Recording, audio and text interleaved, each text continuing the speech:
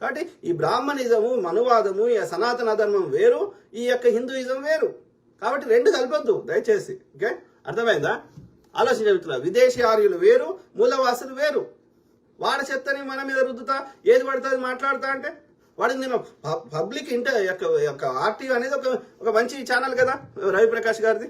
So అట్లాంటి ఛానల్లో కూడా వచ్చి వాడు నా పెళ్ళాంని అంటాడు, నా యొక్క బ్రోకర్ అంటాడు, ఏది పడుతుంది అది వ్యక్తిగతంగా. అంటే క్యారెక్టర్ అసాసినేట్ చేసే హక్కు వాడికి ఓడిచ్చిండు. నేను వాడి పెళ్ళాం దగ్గర పోయినా ఎక్కడైనా, ఈ వీడనే కాదు ఎవరి యొక్క పర్సనల్ లైఫ్కి పోయినా నేను ఎప్పుడైనా ఎక్కడైనా ప్రజా సమస్యల గురించి చర్చించినామా, వాళ్ళ వ్యక్తిగత జీవితంలో పోయి ఏది పడుతుంది మాట్లాడినామా? వాడు గోపి సనాతన సేన అని పెట్టుకున్నాడు ఓ ఫోటో నా యూట్యూబ్లో. ఓకే, ఈ బొకడాగాడు అమ్మాయిల బ్రోకర్ అంట. వాని ముఖం ఉండదు, వాని పేరు ఉండదు, వాడికి వాడిని కాంటాక్ట్ ఉండదు, ఫోన్ చేస్తే ఎత్తారు. కానీ కొద్దిగా ఇక అలా బండ బూతులు మాట్లాడుతున్నారు అమ్మని అక్కడి నుంచి మొదలు పెడితే. అంటే ఏంది, ఎక్కడ తీసుకోవచ్చు ఈ మూర్ఖులు? బీర్ ఇస్తా, బిర్యానీ ఇస్తా, జంబికత్ ఇస్తా, కేసులు అయితే విడిపిస్తా అంటే ఎంత నీచానికైనా దిగజారుతారా వీళ్ళు? మూర్ఖులు ఉన్నారు, మూర్ఖులు. అంతెందుకు ఆ యొక్క బీజేపీ అంటేనే ప్రాణం అన్ని కోసుకుంటా అన్నటువంటి ఆ బీజేపీకి సంబంధించిన ఆయన్ని, ఆ గిరీష్ దారమోహన్ని ఎట్లా కొట్టిరు ఈ మూర్ఖులు? అంటే నేనేమంటున్నా, వీళ్ళ ఐడియాలజీలో తమాపరా భేదం లేదురా అయ్యా, ఇది ఒక మతానికి సంబంధించిన ముచ్చట కాదు, ఒక ఉన్మాదులు వీళ్ళు అని నేను పొద్దుగాల నుంచి మొత్తం నెత్తినోరు కొట్టుకుంటున్నా.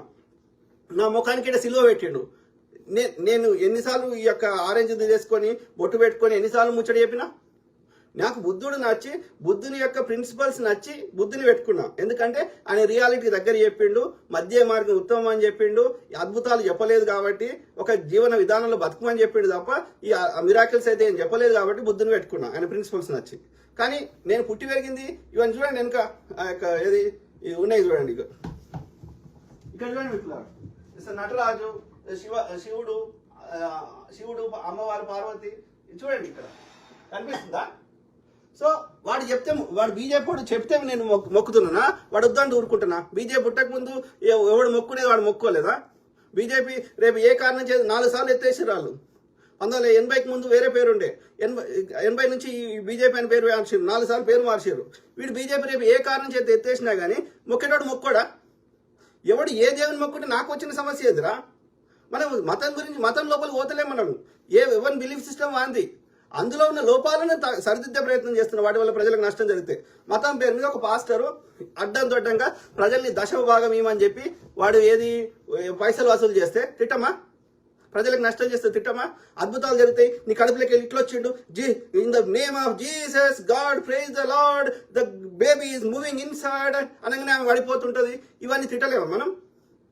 In the name of religion మూఢనమ్మకాలను ప్రేరేపిస్తే, లేకపోతే దోపిడీ చేస్తే, అద్భుతాలు జరిగితే అబద్ధాలు చెప్తే అన్ని మతాలలో తిడుతున్నాం. దరిద్రులు అన్ని మతాలలో ఉన్నారు. నేను గతంలో చెప్పలేదా? 50% చెత్త ఇస్లాంలో వచ్చి చేరింది, 50% చెత్త ఈ క్రిస్టియానిటీలో వచ్చి చేరింది, ఒక 90% చెత్త ఈ సనాతన ధర్మంలో ఉంది. ఈ హిందూయిజం కానీ బుద్ధిజం కానీ 90% బాగుంది అని చెప్పిన. ఇప్పటికి కూడా నేను వాస్తవాలని పరిశీలించి నాకు కరెక్ట్ అనిపించింది నేను చెప్తే ఆధారం పట్టుకరండి మీరు. రాముడు దశరథునికి ఏమిటిండని ఆధారం తీసుకురండి.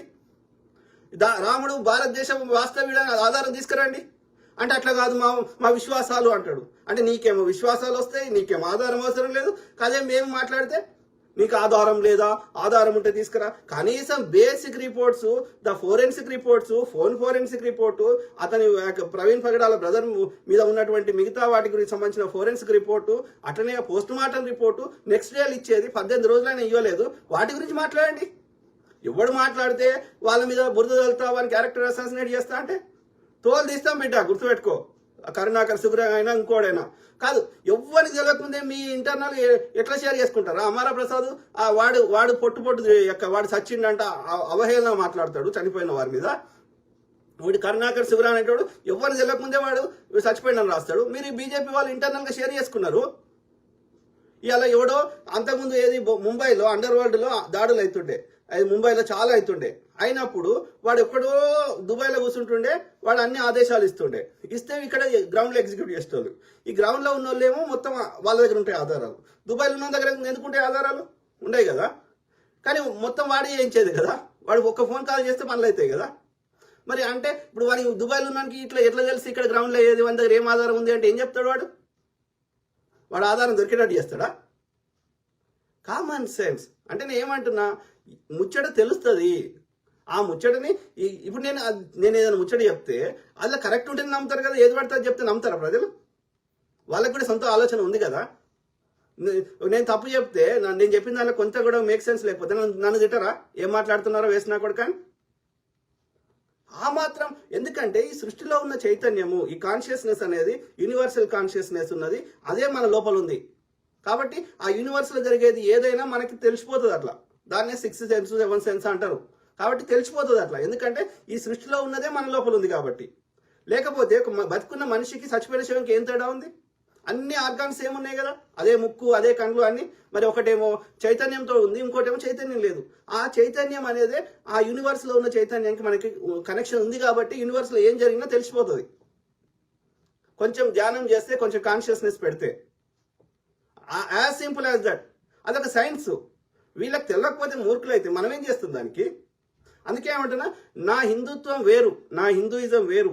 నా హిందూయిజంలో ఇవే ఉన్నాయి: ధ్యానము, ఈ యూనివర్స్ని అర్థం చేసుకోవడము, ఈ గురు పరంపర, ఈ శ్రమణ పరంపర, ఇది ఉన్నది. ఈ ఆర్యులు అనేటోళ్ళు ఎడ్డినా కొడుకులు. వాళ్ళకి ఒక దేని మీద సైంటిఫిక్ టెంపర్ లేదు. గుర్రాన్ని కోసుకొని తిను, యజ్ఞాలు చేయి, ఆగాలు చేయి, అన్ని బలి, ఈ కాన్సెప్ట్ ఉంది వాళ్ళది. ఇవి లేవు. ఈ ఆర్యులకు సంబంధించింది ఏది హిందూయిజం కాదు. అది బ్రాహ్మణిజము, అది మనువాదము, అది ఆర్యుల యొక్క సనాతన ధర్మం. That has nothing to do with ఆ యొక్క ఇండిజినియస్ పీపుల్ అంటే మూలవాసుల యొక్క ఈ సనాతన ఈ యొక్క హిందూయిజం. అర్థమైందా?